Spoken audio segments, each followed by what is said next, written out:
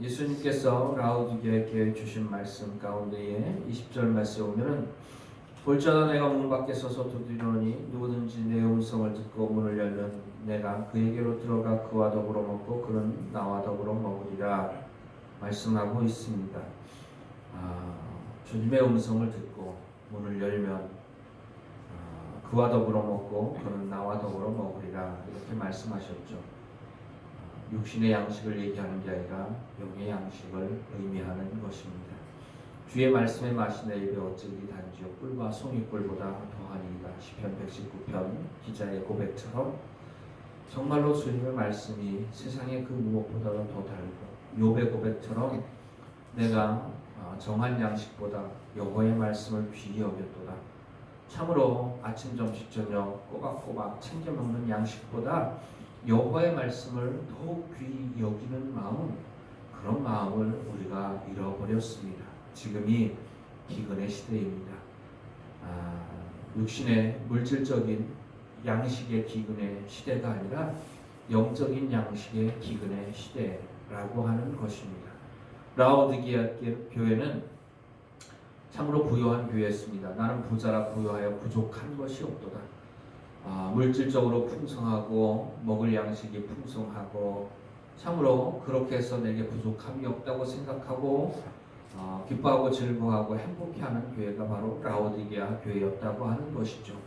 그러나 주님의 눈에 보시기에는 내가 부자나 부유하여 부족함이 없다고 얘기하느냐?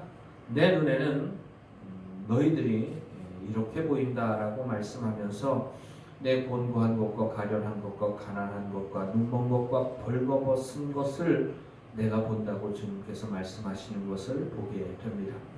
아모스서 8장 11절부터 13절 말씀까지 보면은 먼 미래에 일어날 어느 날에 일어날 일에 대해서 아모스 선지자가 이미 옛적부터 예언한 말씀이 기록되어져 있습니다. 아모스 8장 11절로 13절 말씀에 보면은 주 여호와께서 가라사대 보라 날이 이를지라 내가 기근을 땅에 보내리니 양식이 없어 주림이 아니며 물이 없어 가람이 아니요 여호와의 말씀을 듣지 못한 기갈이라. 사람이 이 바다에서 저 바다까지 북에서 동까지 비틀거리며 여호와의 말씀을 구하고자 달려 왕래하되 얻지 못하리니 그날에 아름다운 처녀와 젊은 남자가 다 갈아여 피곤하리라. 이렇게 아모스 선지자를 통해서 예언한 말씀이 있습니다. 양식이 없어서 기근이 아닙니다. 물이 없어서 기근이 아닙니다. 여호와의 말씀이 없는 기근이라고 하는 것입니다. 그날에 이 바다에서 저 바다까지 북에서 동까지 그게 뭐냐면 세상 사방 곳곳에 참으로 여기저기 헤매고 다니면서 여호와의 말씀을 구하지만 여호와의 말씀이 없는 기근이 너희를 덮치리라고 말씀하고 있습니다. 그러면서 젊은 여자와 젊은 남자 참으로 선남선녀죠. 아름다운 모습 겉으로 보기에 참으로 멋지고 아름다운 참으로 그런 모습을 가지고 있지만 그 외적으로 보이는 모습이 아니라 그들이 다 여호와의 말씀이 없어서 가라리라. 기근이 그에게 덮치고 그런 날이 올 거라고 말하고 있는 것을 보게 됩니다. 오늘날이 바로 그 시대입니다. 여호와의 말씀이 없는 시대입니다. 무슨 말입니까? 오늘날은 말씀의 홍수의 시대입니다. 말씀이 넘쳐나는 시대입니다. 수없이 많은 사람들이 말씀을 듣고자 하는 마음만 가지면 어디서든지 말씀을 들을 수 있는 시대입니다. 라디오에서도 텔레비전에서도 유튜브에서도 코로나 때문에 인터넷 방송이 활성화되었고 우리 교회도 인터넷 방송을 하지만 참으로 수없이 말씀의 홍수 속에서 살고 있습니다. 그러나 오늘날 이 시대가 말씀의 기근의 시대입니다. 무슨 말이냐 하면 말씀은 넘쳐나는데 참으로 들을 수 있는 말씀의 기근의 시대라고 하는 것입니다. 말씀다운 말씀이 사라진 지가 이미 오래되었습니다. 나는 부자라 부유하여 부족한 것이 없다. 그런 말씀이 세상에 판을 치는 시대가 되고 말았습니다. 하나님께로부터 더 많은 것을 받고 이 땅에서 더 많은 것을 누리며 그것을 예수 믿고 구원받은 자에게 축복이라고 주장을 하면서 그것이 행복이라고 주장을 하면서 하나님께 더 많은 것을 구하면 구하는 대로 너희에게 주시고 그것을 받아 이 땅에서 내 행복을 위해서 누리라고 말하는 것이 말씀입니까? 아닙니다. 하나님께 받은 은혜로 말미암아 내 것을 다 바치고 드리고 포기하고 버리고 주님의 뜻을 쫓아 사는 것이 진정한 인생의 행복이라는 말씀이 이미 사라진 지가 오래되었습니다.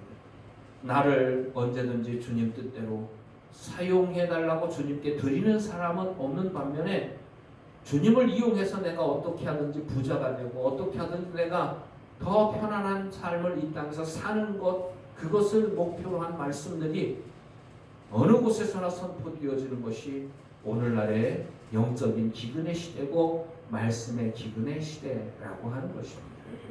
볼지어다 내가 문 밖에 서서 두드리노니 누구든지 내 음성을 듣고 문을 열면 주님의 음성을 들을 수 있는 귀가 열려지기를 주의 이름으로 축원을 드립니다.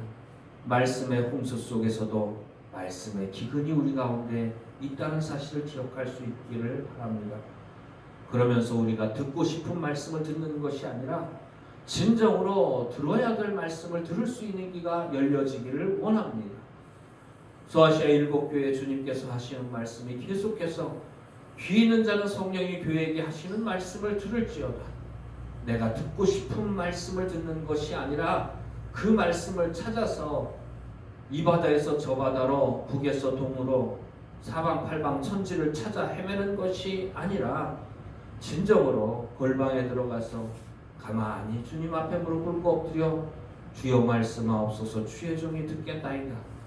주님께서 우리에게 말씀하시는 그 작고 세미한 음성을 들을 수 있는 복된 귀를 가질 수 있는 저와 여러분이 되어지기를 주의 이름으로 축원을 드립니다.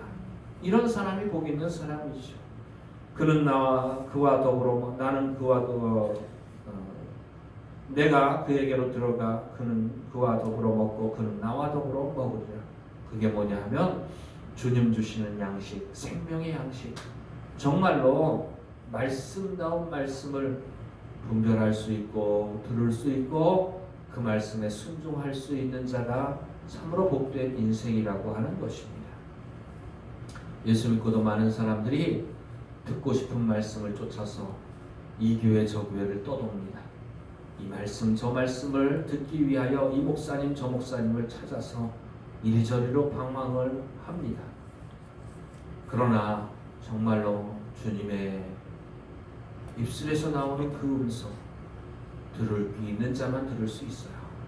그 귀가 우리에게 주어지는 복된 은혜가 저와 여러분에 있기를 주의 이름으로 축원을 드립니다. 이기는 그에게는 내가 내 보좌에 함께 하여 주기를 내가 이기고 아버지 보좌에 함께 앉은 것과 같이 하리라. 많은 사람들이 종말의 마지막 때에 주님 다시 재림하시고 주님이 앉으신 그 영광의 보좌에 우리도 함께 하여 주리라는 말씀으로 이 말씀을 해석을 합니다. 아닙니다.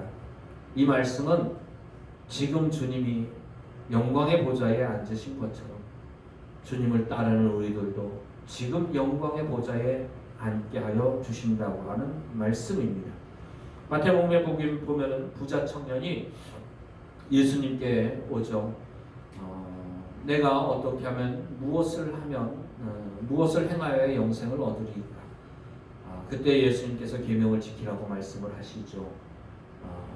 내가 이 모든 계명을 다 지켰습니다. 부자 청년이 고백을 합니다. 아직도 무엇이 부족합니까? 그때에 예수님께서 그를 사랑하셔서 그에게 말씀하시되 내 가진 모든 것을 팔아서 가난한 사람들에게 주라. 그리고 너는 와서 나를 쫓으라. 그리하면 하늘에서 상이 있으리라 말씀을 하시죠. 그때에 그 부자 청년이 심히 고민하며 돌아갔습니다. 그 모습을 보고 예수님께서 하신 말씀이 뭐냐면 부자가 하나님의 나라의 천국에 들어가기가 심히 어렵다. 어렵다라고 말씀하시고 부자가 하나님의 나라에 들어가기가 낙타가 바늘귀로 들어가는 것보다 어렵다라고 말씀하십니다. 그러면 누가 구원을 얻을 수 있으리까 하는 제자들의 질문에 사람으로서는 할 수 없으되 하나님으로서는 다 할 수 있느니라 말씀하셨죠. 그리고 난 다음에 베드로가 예수님께 말합니다. 예수님, 우리는 모든 것을 버리고 주님을 쫓았습니다. 그런즉 우리가 무엇을 얻으리까? 그때 예수님께서 제자들에게 말씀하셨죠. 나를 위하여 내 토지와 집과 또 부모와 아비와 어미와 형제와 아내를 버린 자식을 버린 자는 이 땅에 있어서 여러 배를 받고 영생을 얻지 못할 것이 없느니라. 그리고 난 다음에 말씀하신 것이 뭐냐면 마태복음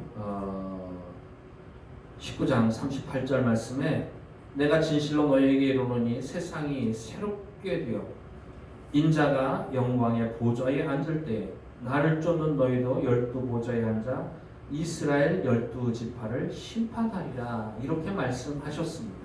심판이라는 말이 나오니까 마지막 때에 주님께서 다시 오셔서 이 땅을 심판하실 때에 예수님을 따른 12제자도 12보좌에 앉아서 이스라엘의 12지파를 예수님이 심판하시는데 같이 참여하신다고 하는 마지막 날에 일어날 일들에 관한 일들의 기록으로 우리들이 착각을 하고 오해를 합니다.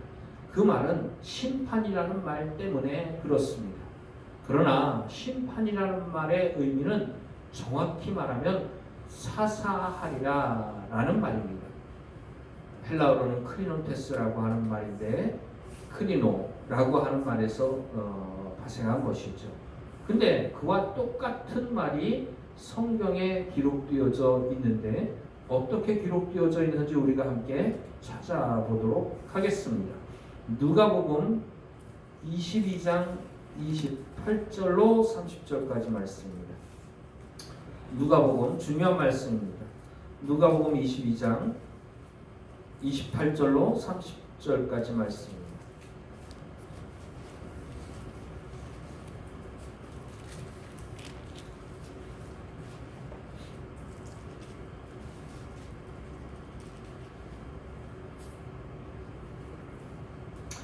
누가복음 22장 28절부터 30절까지 말씀입니다. 함께 봉독합니다. 시작. 너희는 나의 모든 시험 중에 항상 나와 함께한 자들인즉 내 아버지께서 나라를 내게 맡기신 것 같이 나도 너희에게 맡겨 너희로 내 나라에 있어 내 상에서 먹고 마시며 또는 보좌에 앉아 이스라엘 12지파를 다스리게 하려 하노라. 주님과 함께 먹고 마시는 삶, 내 상에서 먹고 마시며 오늘 요한계시록에 라오디게아에게 주신 말씀과 동일한 말씀이죠.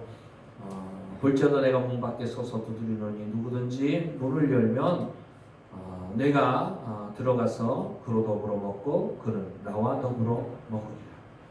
참으로 말씀의 기근의 시대에서 말씀다운 말씀을 사모하는 사람에게 하나님께서 들을 수 있는 귀를 열어주시고 진정 하나님이 들려주시고 싶은 말씀, 우리가 듣고 싶은 말씀이 아니라 하나님이 들려주신 말씀을 들을 수 있는 은혜를 우리에게 허락해 주실 줄로 믿습니다. 그게 내 상에서 먹고 마시며요. 이게 육신의 양식이 아니면 분명합니다. 영혼의 양식을 의미하는 것이죠. 그렇게 마땅히 들어야 할 말씀을 듣고 그 말씀을 깨닫고 그 말씀에 순종하는 인생. 22장 누가복음 22장 30절 말씀. 너희로 내 나라에 있어 내 상에서 먹고 마시며 또는 보좌에 앉아. 그런 사람만 보좌에 앉을 수 있는 것입니다. 영광의 보좌에 높은 자리에 주님이 앉게 해주시는 거예요. 그러면서 이스라엘 12지파를 다스리게 하려 하노라. 여기서 다스리게 하려 하노라. 이 말씀이 마태복음에 나오는 말씀과 똑같은 단어입니다. 너희가 이스라엘 12지파를 심판하리라는 말씀과 똑같은 말씀, 크리논테스라고 하는 말입니다. 그러니까는 심판하리라는 의미가 있기도 하지만 거기에는 다스리라라는 말씀의 의미도 있는 것입니다. 누가복음에는 그 말씀의 의미가 정확히 표현되어 있죠. 너희가 보좌에 앉아서 이스라엘 12지파를 다스리리라. 심판하리라는 말이 무슨 뜻이냐면 다스리리라는 뜻입니다. 이게 무슨 뜻이냐면 진정으로 들어야 할 말씀을 주님의 입으로 나오는 음성을 들을 수 있는 귀를 가지고 듣는 사람, 듣고 순종하는 사람은 이 땅에서 영광의 보좌에 앉아서 다른 사람들을 다스리는 삶을 살게 해주시겠다는 얘기입니다. 말씀으로 가르칠 뿐만 아니라 자기의 삶으로 다른 사람들을 교훈하고 양육하고 훈계하고 바른 길로 믿음을 인도하는 사람으로 하나님께서 세워주시겠다는 말씀이에요. 주님 이 땅에 다시 오시고 마지막 심판 때에 12보좌에 앉아서 사람들을 심판한다는 의미가 아닙니다. 이 땅에서 믿음의 사람들을 믿음으로 잘 다스리고 인도하는 축복을 허락해 주시겠다는 얘기입니다. 심판하리라는 말이 구약 성경에 보면 사사하리라는 말과 똑같습니다. 성경에 보면은 사사기가 있죠. 이 사사기가 뭐냐 하면 심판한다는 뜻입니다. 저지 영어로는 그 판사를 의미하는 것입니다. 여러분 그 재판장에 보면은 검사도 있고 변호사도 있고 판사도 있지 않습니까? 이 판사를 젖지라고 말합니다. 판단하는 사람이라는 뜻이죠. 그런데 사사기에서 판단한다고 하는 의미는 참으로 어디가 바른 길인지 알지 못하는 영적으로 어린아이와 같은 이스라엘 백성들을 하나님께로부터 사명을 받아서 그들을 바른 길로 인도하면서 다스리는 사명을 맡은 것이 사사들이 아닙니까? 바로 그것이 사사기의 사사에 대한 의미라고 하는 것입니다. 참으로 무지한 인생들을 예수 믿고도 어디로 가야 할지 알지 못하는 인생들을 바른 길로 인도하고 다스리고 그들을 진정으로 영적으로 책임질 수 있는 사람으로 만들어주는 것, 바로 그것이 사사들의 역할이고 마태복음에 나와 있는 심판하리라는 말의 의미, 바로 동일한 내용으로 누가복음에 그들을 다스리리라는 의미로 정확하게 말씀하신 것처럼 주님의 다스림을 받는 사람만 이 땅에서 다른 사람들을 영적으로 다스리고 인도할 수 있는 은혜를 주님께서 허락하여 주실 줄로 믿습니다. 이 땅에서 참으로 축복이 뭐냐 하면 주님의 다스림을 받으면서 사는 것이 인생의 축복 중에 축복인 줄로 믿습니다. 예수 믿고 구원받은 것보다 더 크고 놀라운 이 땅에서의 축복이 뭐냐 하면 날 구원해 주신 주님의 말씀에 순종하며 다스림을 받으며 이 땅에서 산다면 그건 세상에 더 없는 축복인 줄로 믿습니다. 이 축복을 누릴 수 있기를 주의 이름으로 축원을 드립니다. 그러나 그것보다 더 큰 축복이 있어요. 그게 뭐냐 하면 주님의 다스림을 받는 사람만 누릴 수 있는 축복인데 내가 다른 사람들을 다스리고 영적으로 바른 길로 인도할 수 있는 은혜를 우리에게 허락하여 주실 줄로 믿습니다. 내가 주님의 다스림을 받는 것보다 더 큰 축복이 내가 다른 사람을 영적으로 다스리고 바른 길로 인도하는 축복인 줄로 믿습니다. 오늘 라오디게아 교회에 주시는 말씀이 바로 그 말씀인 거예요. 볼지어다 내가 문 밖에 서서 두드리노니 누구든지 내 음성을 듣고 문을 열면 내가 그에게로 들어가 그와 더불어 먹고 그는 나와 더불어 먹으리라. 이기는 그에게는 내가 내 보좌에 함께 앉게 하여 주기를 내가 이기고 아버지 보좌에 함께 앉은 것과 같이 하리라. 참으로 이런 축복이 저와 여러분에게 있기를 주의 이름으로 축원을 드립니다. 주님의 음성을 말씀의 홍수 속에서 말씀 같지도 않은 말씀의 홍수 속에서 진정으로 주님의 입술에서만 나오는 생명의 양식을 들을 수 있고 먹고 마실 수 있는 복된 귀가 우리에게 있기를 원하고 그 말씀에 순종하는 축복이 있을 뿐만 아니라 또한 다른 사람들을 다스리고 영적으로 바른 길로 인도할 수 있는 놀라운 축복, 12지파에 앉아서 이스라엘 12지파를 다스리며 인도하는 귀한 삶에 우리가 쓰임받을 수 있는 저와 여러분이 되어지기를 주의 이름으로 축원을 드립니다. 기도드리시겠습니다.